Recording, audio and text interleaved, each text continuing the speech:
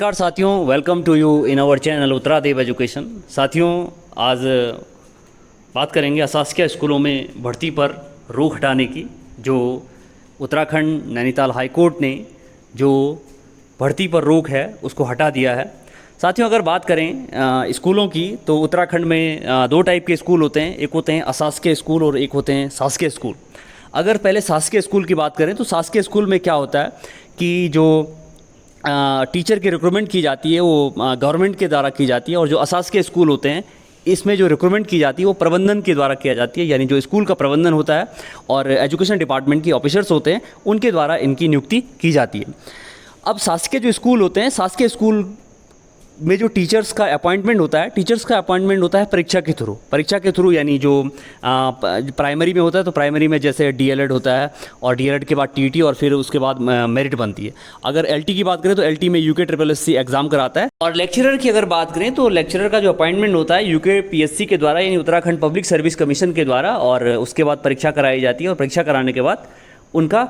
Appointment कराया जाता है गवर्नमेंट स्कूल्स में। दूसरे टाइप्स के जो स्कूल्स होते हैं वो होते हैं अशासकीय स्कूल, और अशासकीय स्कूलों में बहुत समय पहले से ही ये चला आ रहा था कि भाई इन स्कूलों में बहुत ज़्यादा धांधली होती है, और सरकार ने इस पर अंकुश लगाने के लिए कई कदम भी उठाए, लेकिन कुछ भी नहीं हो पाया। लेकिन फिर अब क्या हुआ कि पहले जो रिक्रूटमेंट होता था डायरेक्ट होता था कि भाई जो प्रबंधन होता है, जो स्कूल होता था, स्कूल विज्ञप्ति जारी करता था। विज्ञप्ति जारी करने के बाद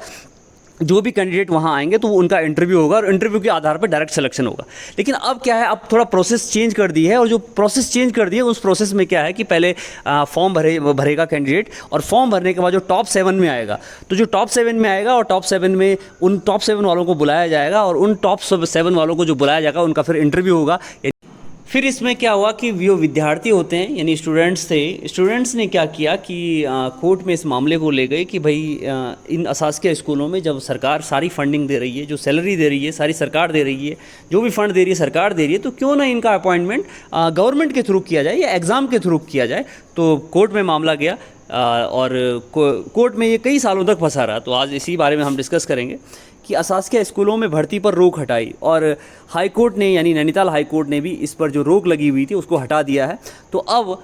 कोई भी स्कूल मैनेजमेंट अब विज्ञप्ति जारी कर सकेंगे, और विज्ञप्ति जारी करने के बाद टीचर्स का अपॉइंटमेंट कर पाएंगे। तो उत्तराखंड हाई कोर्ट ने सरकारी सहायता प्राप्त शिक्षण संस्थानों में शिक्षकों और गैर शिक्षण कर्मचारियों की भर्ती पर राज्य सरकार की ओर से लगाए गए प्रतिबंध को हटा दिया है। यह फैसला इन स्कूलों के प्रबंधन समितियों की ओर से दायर की गई याचिकाओं पर सुनवाई के बाद आया है। यानी जो मैनेजमेंट कमेटी थी, इन्होंने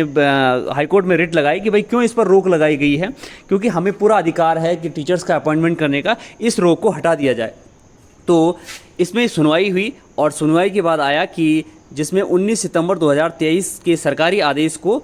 चुनौती दी गई, और कोर्ट ने अपने फैसले में सरकार के आदेश को वैधानिक अधिकार के बिना और रंगदार शक्ति का प्रयोग बताया, और कहा कि भाई ये बिल्कुल इनवैलिड है। और इसके बाद जो महानिदेशक ने भी, यानी उत्तराखंड विद्यालयी शिक्षा महानिदेशक जो है, उन्होंने 10 नवंबर 2022 को लगाए गए इसी तरह के एक प्रतिबंध को भी हाईकोर्ट की खंडपीठ ने 16 अगस्त 2023 को रद्द कर दिया था। कोर्ट ने यह भी माना कि राज्य सरकार सीधे तौर पर भर्ती प्रक्रिया में हस्तक्षेप नहीं कर सकती है, क्योंकि उत्तराखंड स्कूल शिक्षा अधिनियम 2006 के तहत यह अधिकार प्रबंधन समिति और शिक्षा विभाग के अधिकारियों को दिया गया। यानी 2006 में जो नियमावली बनी थी उस नियमावली के अकॉर्डिंग जो स्कूल यानी जो अशासकीय स्कूल है, अशासकीय स्कूलों में टीचर्स और कार्मिकों का जो अपॉइंटमेंट होगा वो ये अधिकार स्कूल मैनेजमेंट को दिया गया, यानी अधिकार प्रबंधन समिति और शिक्षा विभाग के अधिकारियों को दिया गया है। और ये भी कहा है कोर्ट ने कि जब पहले लगे प्रतिबंध को इसी आधार पर रद्द किया गया था, यानी जब हमने पहले ही इस प्रतिबंध को रद्द कर दिया गया था, तो सरकार समान आधार पर दोबारा प्रतिबंध नहीं लगा सकती। अगर हाईकोर्ट का डिसीजन पहले आ रखा है कि भाई ये डिसीजन बिल्कुल गलत है, तो वही डिसीजन दोबारा से जियो निकाल करके या दोबारा से उस पर बैन सरकार नहीं लगा सकती या शासन नहीं लगा सकता है। याचिकाकर्ताओं ने कोर्ट को ये भी बताया कि पिछले 5 वर्षों से भर्ती पर रोक के कारण इन स्कूलों में शिक्षकों और अन्य कर्मचारियों के पद खाली पड़े हैं, जिससे शिक्षा का स्तर प्रभावित हो रहा है। और उन्होंने शिक्षा के अधिकार अधिनियम 2009 का हवाला देते हुए ये भी कहा कि सरकार को प्रत्येक स्कूल में छात्र शिक्षक अनुपात बनाए रखना सुनिश्चित करना होगा। यानी अशासकीय स्कूलों में जो भर्ती है उससे रोक हटा दी गई है, और जब रोक हटा दी गई तो अब जितनी भी विज्ञप्ति आएगी, जो भी वैकेंसी आएगी, तब वो टीचर्स की हो, एलटी वैकेंसी हो, प्राइमरी की हो या लेक्चरर की हो या कार्मिक की हो, यानी जो